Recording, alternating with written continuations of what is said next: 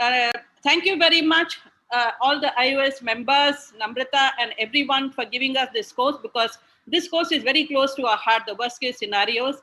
So I'm going to show you some of my worst videos which I have collected over so many years. This is a case of subluxated one-piece intraocular lens, in which there is a PCR and the surgeon has tried to put a one-piece IOL inside.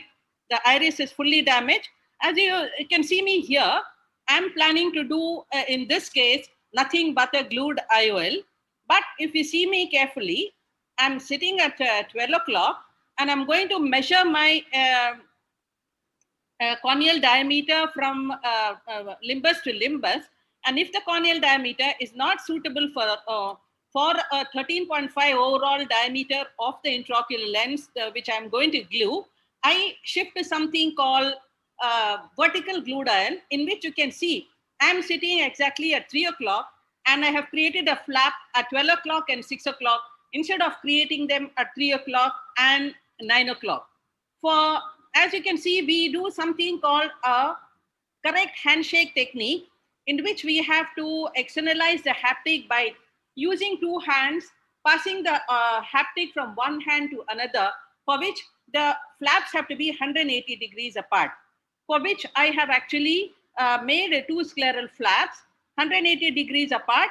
But in this case, these flaps are created at 12 o'clock. So now, under the scleral flap, which are partial thickness scleral flaps, you all know, I am going to create a 22 gauge sclerotomy under this scleral flap. This is, as I said, a one-piece non-foldable intraocular lens the surgeon has implanted. So I have gone with a 22 gauge needle and I have created scleral flaps, sclerotomies under the scleral flaps. And I am, can you see my video? Has it gone?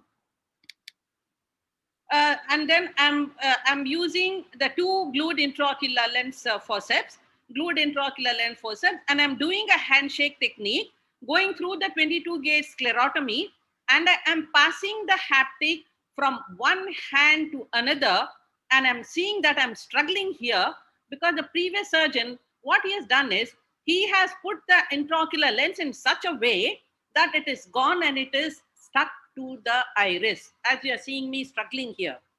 Now I have to manage, in this case, releasing the haptic by using the handshake technique, and also I have to distangle it from the iris in which the haptic is actually stuck. Be careful, you have to do this very slowly, otherwise you are going to create an entire iridodialysis in this case. So this has to be done in a gentle way. So I'm doing it slowly, haptic getting released little bit. Once again, I'm doing two glued intraocular lens forceps, and I'm trying to distangle this haptic from the iris. Finally, I have finished that. Holding the tip of the haptic, it's very important in all the glued IOL procedures that you stick only to the tip of the haptic. Mind you, I also told you this is a one-piece intraocular lens which the surgeon has implanted. I'm not removing this intraocular lens. I'm going to convert this into a glued IOL using the same one-piece non-foldable intraocular lens into a glued IOL technique. So tip of the haptic is very important. Without disfiguring it, you have to externalize it. So I have to take it inside and bring it through the sclerotomy on one side. So the first haptic is externalized. Normally, I would have preferred to do it on the left-hand side, but in this case, I don't have a choice. Whichever I caught first, I did it.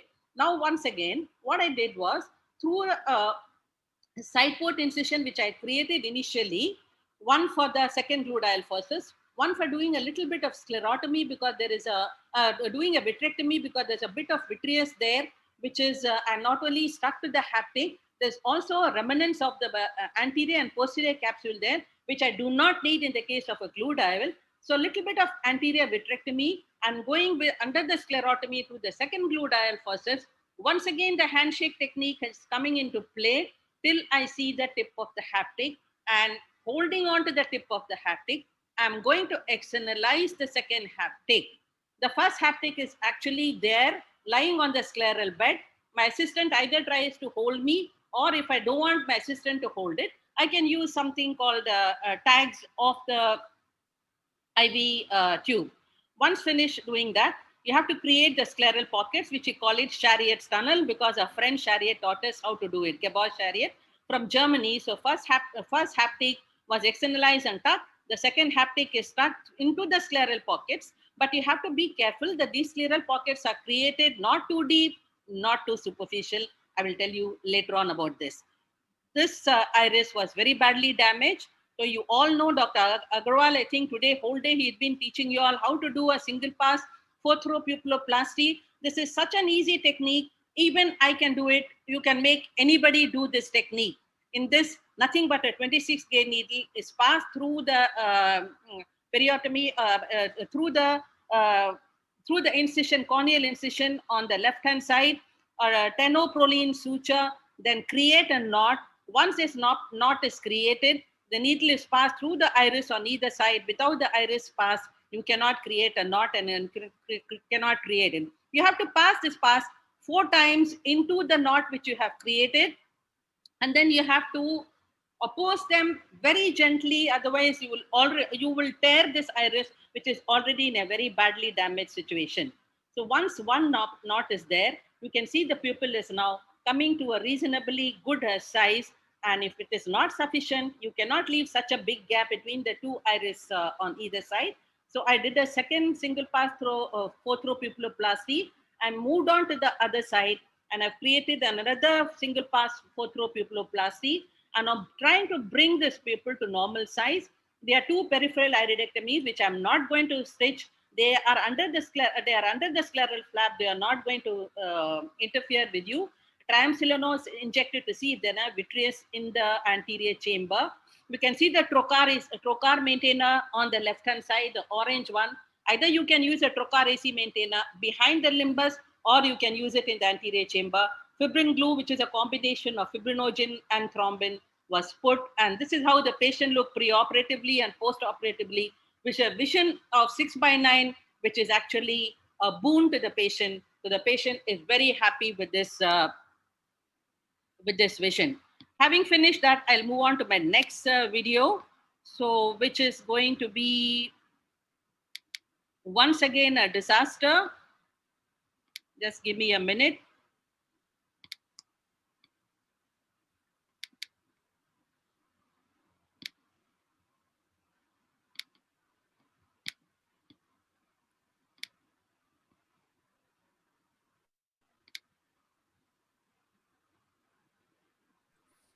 Click on the top for the green area. Yeah. This is once again a case of Muffin Syndrome. And in this case also, if you see carefully, the horizontal diameter in this case is more than the vertical diameter from limbus to limbus. And this is a Muffin Syndrome, a young patient. And this patient has been sent to us for managing not only with a lensectomy, also we cannot leave this patient aphakic. So we are planning a glue dial in this case. The marking has to be done, for which we are cutting the conjunctiva. In this case, I'm marking in the center because of the subluxation. You will not know. So you see the Purkinje images are there in the center. This is a very good marker started by Dr. Ashwin Agarwal, made by Epsilon. I have no financial interest in any of the devices I'm talking about. Using the Ashwin's Epsilon marker, I'm creating the flap 180 degrees apart. But once again, this is a vertical glue dial because the flaps are created at 12 o'clock and 6 o'clock. And I'm sitting actually at 3 o'clock to do the glue dial, which we have actually managed to learn over the past so many years. We started glue dial in the year 2007. So after creating the scleral flaps, I use a little bit of the blue ink so that I don't miss the markings. So a partial thickness scleral flaps are made. You can either use a trocar just behind the limbus, 1 or 2 millimeters behind the limbus, because of we want constant infusion of BSS or saline inside the eye. In any of these glue dial procedures, we cannot use any viscoelastics. So we have to have continuous infusion inside the eye, which can be either like this, trocar behind the limbus, or you can use a trocar AC maintainer or any Blumenthal's cannula if we have. So once after creating the 2 small side port incision with a 15-degree blade, I'm starting to do a lensectomy because this is a young patient. You don't have to use a phacoemulsification probe in this. With a 23 gauge vitrectomy probe itself, slowly I'm doing this. Now, if you see me doing something here, I have created scleral flaps. I'm going to create a 22 gauge sclerotomy. But before that, what am I doing? Using the same cutter, I'm going to create a peripheral iridotomy under the scleral flaps. It has to be exactly in the periphery. You should not use too much of the power. Use very little power. I'll come back to it to tell you why I did that. Now, through the peripheral iridotomy, a 22 gauge anterior sclerotomy is created under the scleral flap, which actually passes through the peripheral iridotomy. I'll tell you the reason why I'm doing it. Once again, after doing that on one side, I started doing my lensectomy. But when you come near the iris, be careful, because we do not want to any way cut off the iris. We don't need any capsule. The remnants of the capsule also will be taken off with the cutter.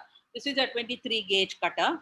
So once I finish doing that, I'm going to thoroughly do the capsulectomy and peripheral iridotomy also under the scleral flap.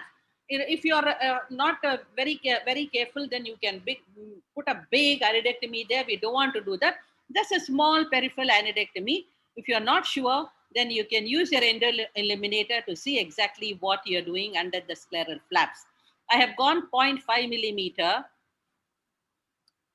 and done an anterior sclerotomy, because why I'm doing this is, before I inject the lens, because the overall lens diameter in any of these three-piece IOLs which are putting for glue dial are not more than 13 to maximum 13.5, and these are big eyes. Also, I have done a vertical glue dial, but we do not get in sufficient haptics outside, externalize it, for us to tuck under the scleral flaps and later on also to glue it. So if you go slightly anteriorly, but be careful, do not go too anterior, otherwise you'll land up with scleral bleeding and it'll be sitting and clearing the blood.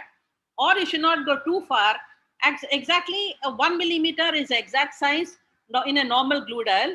But in the cases in which the eyes are large, the limbus to limbus diameter is more than, let's say, 11 to 11.5, then you can do this anterior sclerotomy after doing a 0.5 millimeter peripheral iridotomy behind, and then externalizing the haptic, so that you have haptic tip is grasped. This is called a lucky 7 sign. Assistant is rotating the injector for me. If you don't have an assistant, you can do all this. Assistant is also holding my first haptic, which is externalized. Using the hand technique, I'm able to visualize the tip of the haptic and externalize both of them. Once both the haptic is enough of the haptics have been externalized, due to the anterior sclerotomy, you can ask your assistant to leave the haptics. You can see the lens is now beautifully centered. The main port which I have created, a 2.8 millimeter incision, is now sutured. Using a 26 gauge needle, we are creating intrascleral pockets, which I said earlier should not be too deep or too superficial. Using a 26 gauge needle, we are creating the flaps 180 degrees apart and under the sclera, which we call it Chariots pocket or intrascleral pockets, using a 26 gauge needle. And once you create them of enough depth, you should flex the haptic back and then start tucking them one by one. I finished doing on one side, then I'm going to do the same thing using a 26 gauge needle. Also, I use the bluing to mark so that I do not miss the exact channel through which the haptic has to be tucked inside. Once you finish doing that, you have to fix the sclera nicely so that you can tuck the haptic nicely. And I'm going to pull the iris in all the directions and see if the pupil is coming back to normal or not. If you see infusion is still on there till you finish suturing everything, intraocular pilocarpine to see if the pupil has become round. The previous case, the pupil was very bad, so we did an SFT. In this case, the haptics are tucked nicely. You can see the peripheral iridectomy. Trocar cannula is now removed after putting the air, because why we should remove it after putting the air is we don't want any hypotony to occur. As soon as you remove the infusion, the eye might collapse and it will remain collapsed till the next day. We don't want any hypotony to occur. So put a drop of air into the anterior chamber and then only remove the trocar AC maintainer or the trocar infusion cannula, and now take the combination of fibrinogen thrombin, which is a tissue tissue product. We call it a fibrin glue, and you not only glue the scleral bed one by one, we can also glue the conjunctiva and use the same glue for even suturing the side port incisions created on the side. Post-operatively, this patient has got vision of 20/20.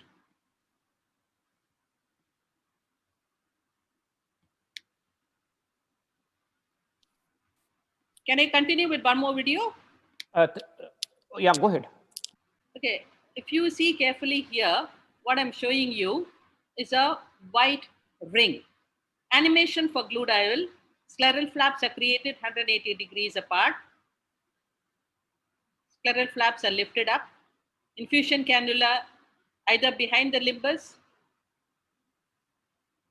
Gluteal scaffold for sommering ring. This is what I'm trying to show you. The haptics are externalized. They're tucked using a 26 gauge needle. And using the iris hooks, we can visualize something which is a white thing. I'm going to explain to you what exactly is this. In the year 1828, there's a guy called Sommering who described these rings, which are nothing but a ring which is seen only when you dilate the pupil. As I'm preparing this patient for gluteal scleral flaps, you know all the procedures now. I want to talk to you a little bit on Sommering ring. These are nothing but, if you see carefully here, there is a white thick ring which is actually behind the iris. I've created scleral flaps, but you should dissect them up with the limbus. You should start seeing the limbus till you are seeing blue. This is very important because you don't have much of the haptics which can be externalized. So you have to go slightly anterior, just 1 millimeter behind the limbus. Infusion cannula is gone behind, trocar infusion cannula. And then sclerotomy is created behind the scleras 1 millimeter behind the limbus using a 22 gauge needle. These rings are nothing but, if you see, the center part of the eye is actually aphakic. There's nothing there. It is nothing but due to some kind of myopia or something. Fusaka, he used to do an operation called Fusaka's operation, in which, because of trauma, if there is a cataract, they used to just remove the nucleus in the center, and these patients are young and leave the capsules and the cortical material behind. Over the years, what happens to it? These all become adherent. The anterior capsule, the posterior capsule, the cortical remnants, they all become adherent to each other, and they form a ring surround 380 degrees apart, which is actually behind the iris. The patient do not have any problem with this vision because the center is clear, because either the lens is absorbed automatically or by any procedure like an extracapsular extraction or just a needling procedure or even Fusaka's operation. The surgeon has left the remaining things there, and over the years, these have become a ring and they go and sit behind the iris. Patients have been sent to us for managing the aphakia. Patients do not have any problem with the vision. The rings have not dislodged, but they are remained aphakic, and now they want to get the aphakia corrected. In these cases, it is not possible for us to do a posterior chamber intraocular lens because you have to go through the ring, and it is not possible to implant the lens in the posterior chamber. So that's why we have to address these patients. And I'm doing a gluteal in this case, and I'm going to show you something called a glued Io scaffold, in which before I could even manage the ring, which is behind the iris, I've implanted the intraocular lens. I'm going through the sclerotomy, caught hold of the first haptic, externalize it, left it there for the assistant to hold it using the handshake technique. And once again, going through the sclerotomy, but be careful, you have to go past that white ring which is behind the iris and then hold on to the haptic. And sometimes you can even go past this ring and you'll be in trouble because we had a problem like that. I went past through the ring. Now the haptics have to be externalized and they're tucked inside. Now, once you finish tucking this, you have to manage this ring because you cannot leave it there. You can visualize it only if you move the iris. You have to bring this ring into the anterior chamber because these rings are not going to come through your vitrectomy probe. So you have to dilate the pupil by using the iris hooks. and then manage these rings one by one. So on one side, 180 degrees, I have done. I'm trying to remove this with the vitrector. Then impossible. This is not going to come out. So what am I doing? I'm going to release this addition of this sommering ring from the addition in the periphery to the vitreous, clearing these additions, break the additions, and at the same time, my intraocular lens, which is gone inside, is used as a scaffold, or I have created my own posterior capsule so that these rings do not get dislodged posteriorly. Now I am doing a phacoemulsification to remove these rings because they are not going to come with the vitrector. I did this on one side. Once I finished doing that, little bit of vitrectomy on that side, and I've gone to the other side using the iris hook. I've dislodged the ring, brought it anteriorly using my intraocular lens as a scaffold. I've taken the phaco probe. I'm going to manage this ring, sommering ring on the other side. You do clearing the additions one by one and dislodge this sommering ring, bring them anteriorly. Iris hooks are going to help me, and also my my intraocular lens is going to help me not to dislodge this sommering ring behind it or in the posteriorly, so that I don't have to go fishing for them through three-port vitrectomy. Once I finish doing that, I'm going to manipulate and bring the iris back to normal, suture, put the air, remove the trocar AC maintainer using the fibrinogen thrombin combination, the fibrin glue, and glue not only the flap, the conjunctiva, the paracentesis so many have created, and I'm going to show you just post-operatively how this patient is going to look, and I'm going to be done with this. The main port was sutured. The glue is going to use to suture all the paracentesis which I have created for putting iris hooks, everything. And this is how the patient looked post-operatively 1 month with a vision of 20/20. And thank you very much for being so patient to hear me. Thank you.